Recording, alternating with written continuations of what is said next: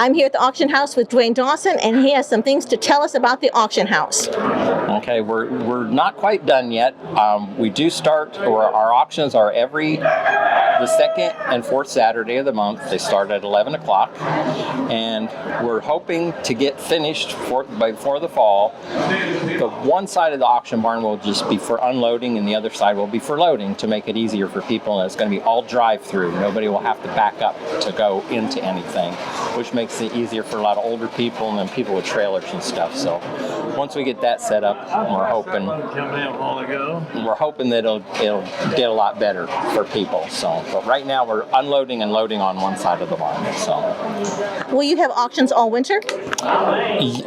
Yes, depending on the weather. If the weather gets really, really bad, we might cancel that one. But we're planning on all the way right through the winter. Yeah. Seems like you have a crowd from all over the place. Do you have plans on expanding the parking lot? Yeah, we want to go further on the east side. The west side's pretty much taken for right now, and then we've had people come from all the way up from Springfield, Lebanon. They're coming from way down into Arkansas. So once the word got out, and because we're one of the few auctions anymore that does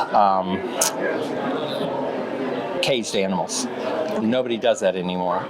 So we had a special caged animal sale a month or so ago, and it was on Sunday. And that's when we had people from so far away, because they said there's no other small animal auctions anymore. There's so few of them that they just don't. So that's kind of our niche that is making us go good. So yeah. So if someone wants to sell something, do they have to contact you ahead of time? Can they just show up, or how does this work? They can just show up the day of the sale. We take stuff even after the sale starts, as long as it had that section of animals.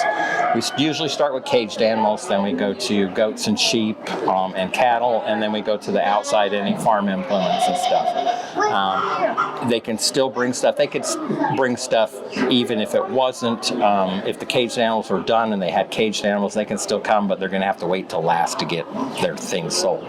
And then we have a couple people bring produce, so we've been selling watermelons and cantaloupe and all that kind of stuff too. And then the Amish have a table set up with baked goods and all kinds of things. And we have a small kitchen. We sell hot dogs, and BLT sandwiches right now are very popular. So we've been doing a lot of them, and then our drinks and stuff. So that's that sounds exciting. Okay, now you've had a lot of different animals. Have you ever had a different, unusual animal come? No, the only thing we've had probably odd, I think we had a llama, but we haven't. We're not doing any exotic sales, because that gets into a lot of, you need licenses and you need special paperwork and everything, and we're just not set up for that quite yet.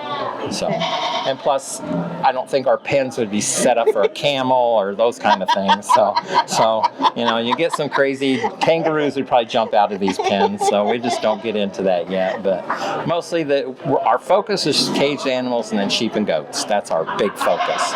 We're still get a couple donkeys and some horses once in a while, and some cattle. But like I said, that's not our focus. So that's stay away from that a little bit. So. Well, that was really interesting.